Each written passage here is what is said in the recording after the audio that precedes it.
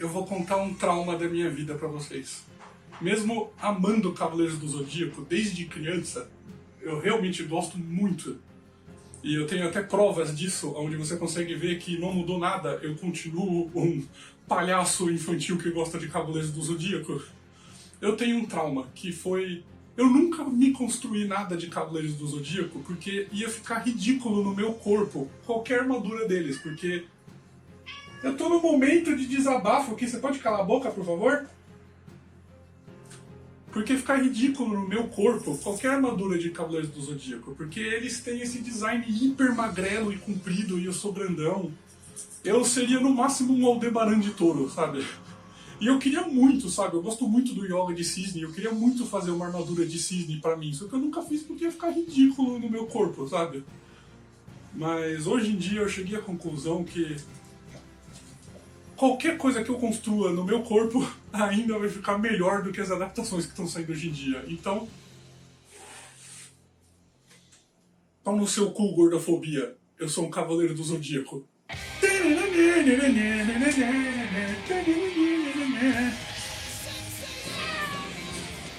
Os Cavaleiros do Zodíaco.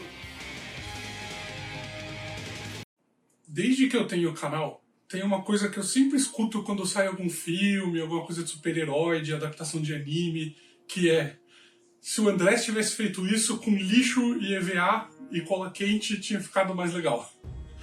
Faz 2 anos que eu escuto isso. E geralmente eu tento não ser babaca e ir lá e confirmar e não falar: ó, realmente eu teria feito melhor com lixo. Mas, cara, dessa vez eu tô sendo obrigado a concordar. Porque eu literalmente fiz esse negócio com lixo e, na minha opinião, ficou melhor que aquela porcaria que tá saindo no cinema do Cavaleiros do Zodíaco. Eu consigo entender por que eles não foram com esse design. Porque esse design é um design estúpido. Vamos ser honestos. Porque assim que você usa na vida real, você percebe que a vida real não tem regra de anime. Então, assim que você coloca esse elmo, você percebe que ele tá mais pro boné de Pégaso. Porque ele tem um boné na frente, ele tem um palmo de armadura pra frente. E esse é o tipo de coisa que num filme não funciona. Porque qualquer luz de cima vai deixar o rosto do ator escuro. Se você abaixa a cabeça um pouquinho, some o seu rosto. Vai ficar escurecido aqui o tempo inteiro. Atrapalha pra lutar. Esse é o tipo de coisa que só funciona num anime, onde tem um model sheet e eles trapaceiam. Eles tapam esse buraco aqui com o cabelo do Seiya para não ficar esse preto aqui. Eles simplesmente não pintam a luz e sombra do olho dele, mesmo ele estando com a sombra vindo de cima. Vamos calar a boca? Vamos calar a boca? Então eles conseguem trapacear no anime. Por isso que no filme não funcionaria isso. Eu entendo isso, beleza. Mas, cara, tinha que fazer um negócio mal feito daquele jeito. Tanto design da hora do capacete de Pégaso, eles tinham que fazer esse só um negócio redondo, com o tamanho todo errado, as proporções tudo torta, não ter nem os olhinhos vermelhos, não ter nem o negocinho amarelo do lado. Puta coisa genérica, feia, desaturada. Cara, aquele design não parece Cavaleiros do Zodíaco. E fica com aquele papo furado. Aquele lixo de desculpa que tá saindo por aí, de mas o Masami Kurumada que falou para as armaduras serem mais realistas. O Masami Kurumada é um idiota, tá? Vamos concordar? Se tem um autor de mangá no mundo que não soube aproveitar direito o que criou e só teve uma ideia genial que descambou, foi o Masami Kurumada. Vamos concordar? E vamos concordar que ele não é o melhor desenhista? E vamos concordar que esse capacete e vários dos designs que as pessoas mais gostam de Cavaleiros do Zodíaco não foi criado por ele? Eu vou mostrar pra você. Esse é o design do Seiya do anime. Que é esse que a gente conhece, reconhece, gosta, acha da hora, tem essas cocheiras da hora, tem o capacete maneiro. Esse é o Seiya que estava saindo no mangá ao mesmo tempo, que foi o que o Masami Kurumada criou. Essa armadura maneira que a gente gosta foi criada pela Bandai, que foi quem fez os bonecos e os brinquedos. Eles criaram as armaduras mais maneiras. E desde então, toda vez que uma armadura do Seiya e dos outros cavaleiros evoluía no mangá, era para acompanhar o design dos brinquedos, que foi ficando mais bonito e mais da hora. Então, não tinham que pedir a opinião do Masami Kurumada para fazer a armadura do filme. Tinham que ter pedido pro designer da Bandai que fez as armaduras lá. Mas Enfim, isso é uma outra discussão. Eu vou ensinar vocês como fazer isso gastando muito, muito menos do que com certeza gastaram nesse filme lixo que tá no cinema agora. E isso aqui, ele é feito inteiro com EVA e cola. Só tem EVA, tinta e cola aqui, não tem mais nada. Eu tentei fazer, primeiro, ele ser branco, pra parecer o anime, porque eu queria que ele parecesse o anime. Mas você vai ver durante a construção que branco não ficou legal, ele só escondia todas as linhas, todas as curvas. Na vida real fica feio. Eu imagino, na minha interpretação, o branco do anime era para representar cromado. Porque naquela época, hoje em dia até tem muitos efeitos e tal, desenho digital, mas naquela época, nos anos 80, não tem como você desenhar algo cromado exatamente, porque o cromado reflete as luzes que tem em volta. Tipo, se eu chego perto aqui, ele ilumina um pouco a cor de pele na tinta, assim. Isso no desenho não tem como fazer o Seiya ficar cromado o tempo inteiro. Então o jeito que eles fizeram foi branco com luz e sombra preto e cinza. E assim a gente imagina que está refletindo.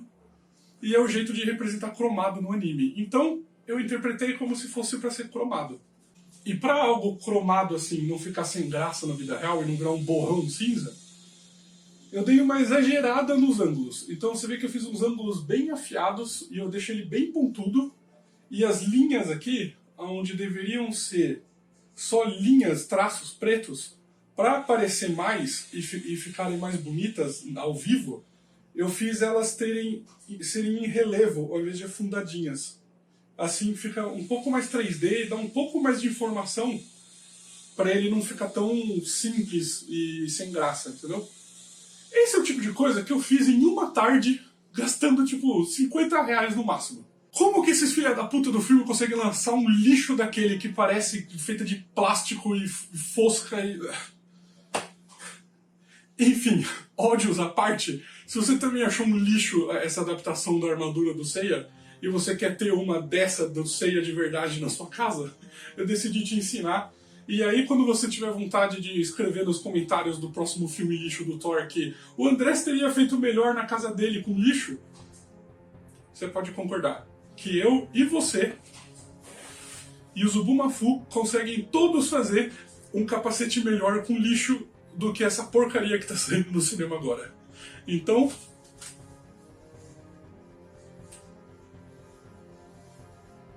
fica aí que eu vou te ensinar a fazer isso.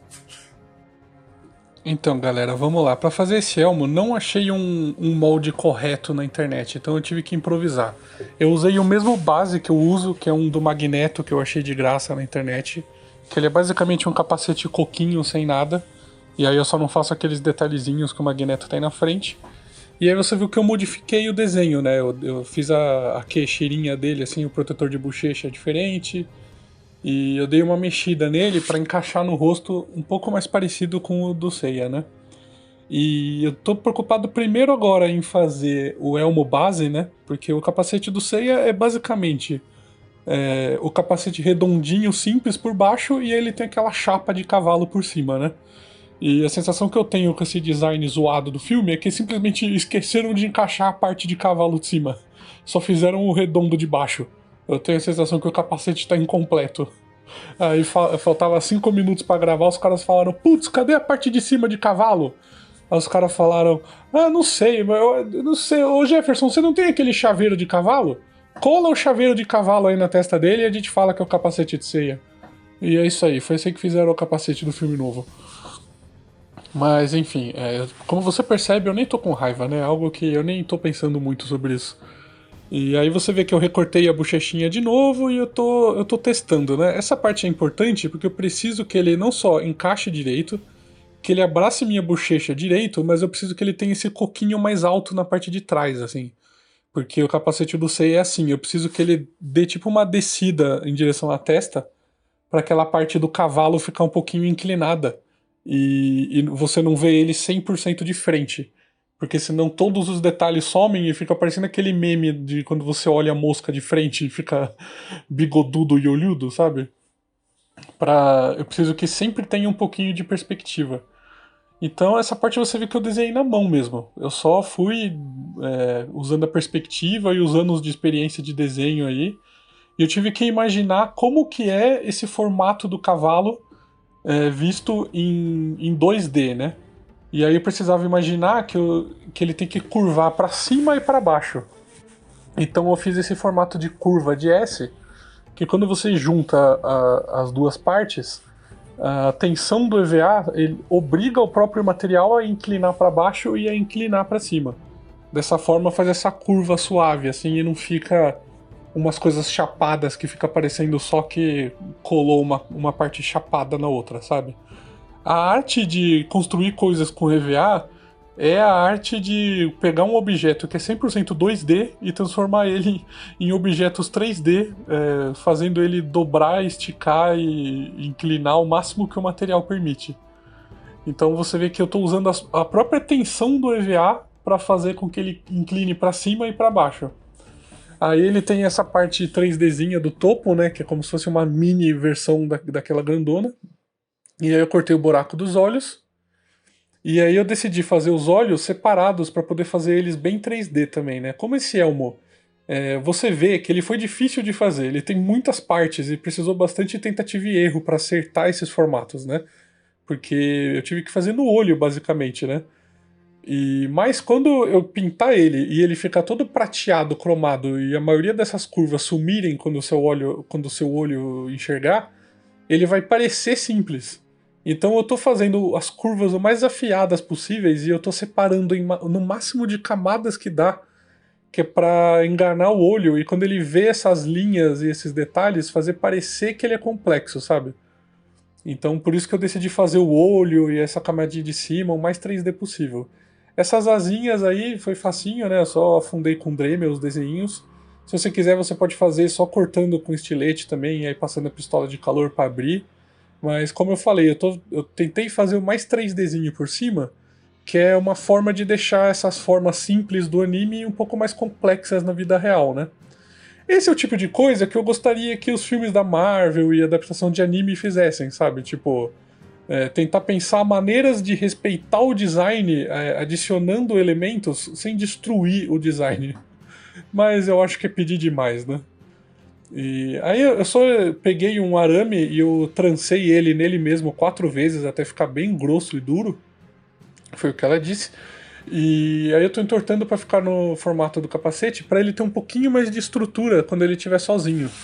Porque quando ele tá na cabeça, ele encaixa e fica redondinho.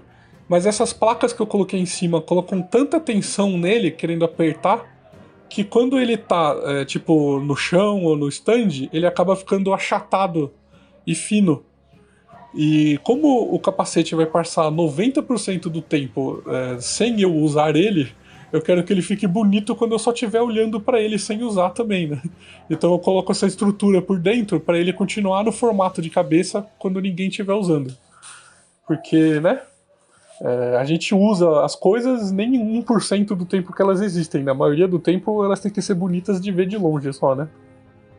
E aí, pra deixar ele cromado, eu tive que dar muitas camadas de cola branca e depois pintar de branco e depois pintar de preto, porque pra ficar cromado tem que ter uma base 100% lisa, brilhante por baixo. E é o máximo de cromado que eu consigo fazer existir no EVA sem ter os materiais caros que os americanos têm, tipo Plastic Dip, Mod Podge. Então você vê que eu coloquei várias camadas para deixar ele o mais liso e brilhante possível de base. Se você tiver primer brilhante, então melhor ainda, também passa. Deixa a tinta cromada, é a última coisa que você passa. Aqui você vai ver que eu tinha pintado ele de branco, porque o meu plano inicial era fazer um cel shading e fazer ele parecer do anime. Mas você vê que os detalhes somem com ele todo branco, você tá vendo? Nem a câmera consegue pegar direito. E ele ficou sem graça, sei lá. Eu achei que ficou tosco, eu não achei zoado. Eu ia tentar fazer um cel shading e meio que desenhar a luz e sombra do desenho, mas aí, dependendo do ângulo que você estivesse olhando, a luz e sombra não ia fazer sentido, sabe? E aí o meu toque ia querer me fazer 8 capacetes para cada um ser do ângulo de luz e sombra diferente. Eu falei, quer saber? Nah, eu vou. Eu vou pintar ele de cromado e deixa, vai. Aí eu deixei ele inteiro cromado. E como eu falei, como eu enchi ele de camadas de primer lisinho, ele conseguiu ficar bem cromado. E Olha, é difícil, quem acompanha meu canal sabe como é difícil de deixar a pintura assim sem envelhecer, viu? Exigiu todas as minhas forças. Mas esse eu queria que ficasse cromado mesmo, porque a graça dele depende de refletir. Pro olho, eu precisei usar essa tinta acrílica, porque é a única tinta que pegaria em cima do cromado, assim, qualquer outra ia escorrer. E aí foi só pintar com calma e eu dei várias camadas para ficar um vermelho bem vivo, porque é a única cor que tem na parte central do capacete, né? Então tem que ficar um vermelho bem vivo, bem bonito. E o problema é que essa tinta, ela é acrílica fosca, então ela seca 100% fosca, sem nenhum brilho. E eu queria que refletisse também, né? Porque tem que parecer que ela é de metal também, né? Então depois que o vermelho estava seco, eu com cuidado pincelei cola branca só no vermelho, não deixei pegar no cromado, para não tirar o brilho bonito do cromado. E aí eu deixei secar e isso deu uma camada de brilhinho só pro vermelho, e aí fez ele ficar refletivinho também, assim. Porque ficar estranho o olho fosco no meio, né? Aí você vê que eu só passei um contorninho preto em alguma das linhas, só para realçar um pouco mais, né? Só para ele não ficar muito chapado. Pintei de preto essas partes que são afundadas, né? Tipo essa parte de baixo do cucuruco aí do capacete. Sempre pinto de preto a parte de dentro do capacete, porque isso deixa bonito, esconde os arames, as colas que tem por dentro, tudo, né? Que fica meio feio ver as partes de dentro aparecendo tudo, né? E é isso, galera. Ó, ficou bem refletivo. Ele, quando não tá batendo sol, ele fica desse jeito. No sol, ele fica assim, ó. Ele fica parecendo mais metal ainda. E a câmera não pega o quão metálico ele tá. Infelizmente, vocês vão ter que acreditar em mim que ficou bem cromado. E é isso aí, galera. Eu queria muito construir o elmo do Cisne, que ele é o meu cavaleiro favorito. Mas o do Cisne não ia ter graça, né? Tipo, primeiro que ninguém ia ver, porque todo mundo gosta do Seiya ou do Shiryu.